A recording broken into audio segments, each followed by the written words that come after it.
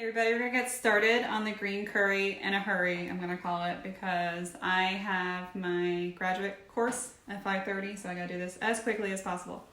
So I have all the ingredients I'm gonna be using today. I have some Japanese eggplants. I have some bamboo shoots. Oh my gosh. I have a lime. I have a zucchini.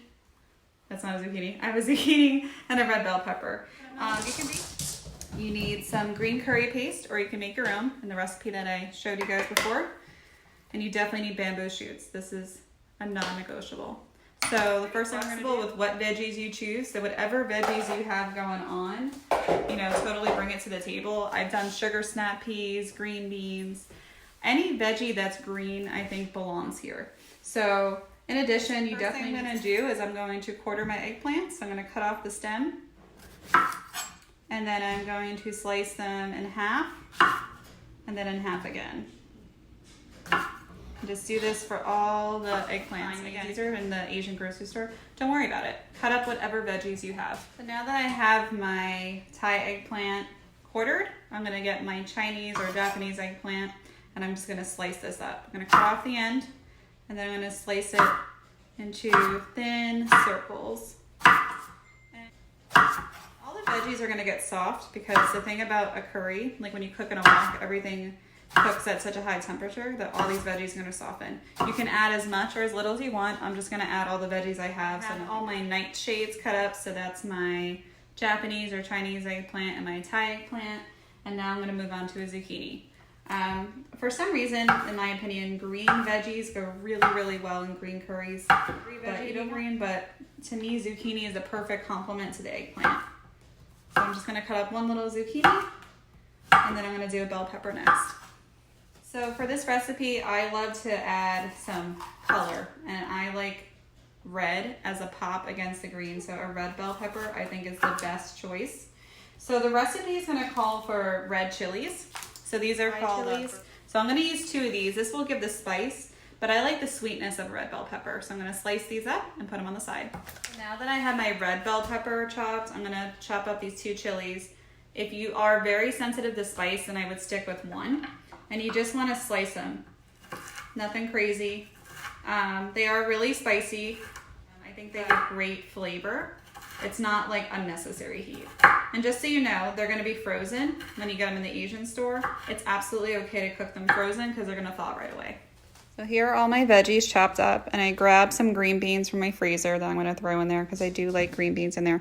You can honestly add as many or as few veggies as you want. I like it really veggie forward. And if you are vegan, then you can absolutely just make this green curry with no chicken. But I'm going to dice up some chicken because I love green curry with chicken in it as well. I have all my veggies aside in the bowl. The only thing I separated was the Thai red chilies. The bird's eye chilies, because that's going to be sauteed with the aromatics. So now I'm just going to slice up this chicken. In the recipe, it calls for chicken breast, whatever you have. It's totally up to you. And the recipe also calls for 8 ounces of chicken, but if you want to add more, it's okay. It doesn't matter. You do want the chicken to be cut up into small pieces because everything's going in one pan. It's going to be the easiest cleanup ever. And you're honestly going to spend more time prepping than cooking, trust me. So I preheated my wok, and if you don't have a wok, just use the widest pan you have on medium heat. And I'm gonna put on my vent because it cooks really, really fast. And we're gonna add a tablespoon and a half of oil. I'm using avocado oil. I would use olive oil. And let that heat up a little bit. And then we're gonna add our curry paste and add our chicken. Now that the oil is heated up, I'm gonna add my 2 tablespoons of curry paste.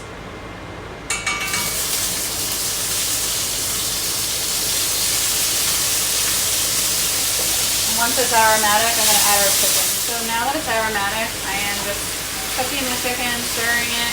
And once everything's coated, I'm going to add my coconut milk and my water. So you want to cook it for a minute or so before you do that.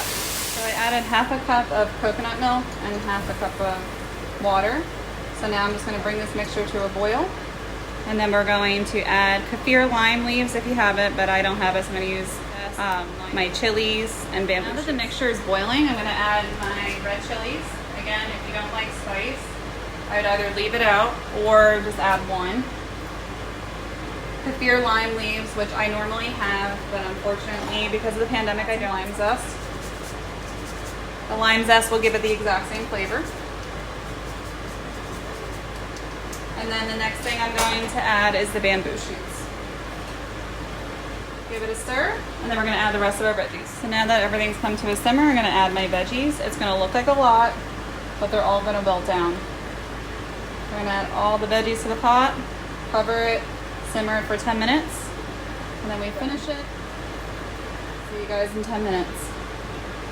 In the meantime, chop up your Thai basil. So I have my absolute favorite Thai basil. I love it in cocktails, I love it in curry. And if you don't have Thai basil, you can actually get it in a dry form. But if you can get it, it's the best for curry. If you want it to taste like Thai basil, it's the best. So I'm gonna grab a couple leaves, chop them up roughly, and then I'm gonna throw it back in my pot. A lot of people ask, can you substitute Thai basil? So sort of yes and sort of no. In a pinch, you can add regular basil, like Italian basil. But my issue is that Thai basil has this licorice note that I think is really, really hard to mimic. However, I found that you can get Thai basil in dry form.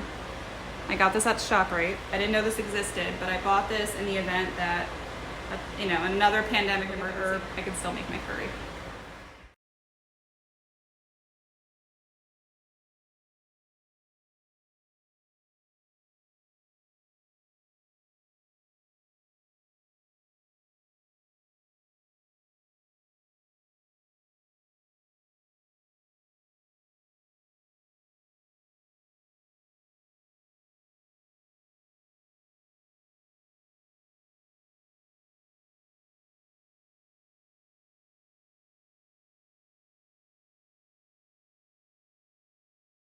So I have my Thai basil, my favorite part of the curry, and I'm going to open up the lid, see what's going on. We're now finishing the curry, so I'm going to open it up. It looks marvelous. I'm going to add my Thai basil, and then we need to add our finishing touches, so we need some sweetness. Thai is known for having sweet and sour going on, so a tablespoon of sugar. I'm using Swerve brown sugar, so if you have brown sugar, go for it. What authentic cooks use is palm sugar, which if I weren't keto anymore, that's what I would be using, but brown sugar is the closest thing. And then you need fish sauce. Weird name, but absolutely delicious. Gives it that savory note, so we're gonna do a tablespoon of that. Mix everything together and dinner is done.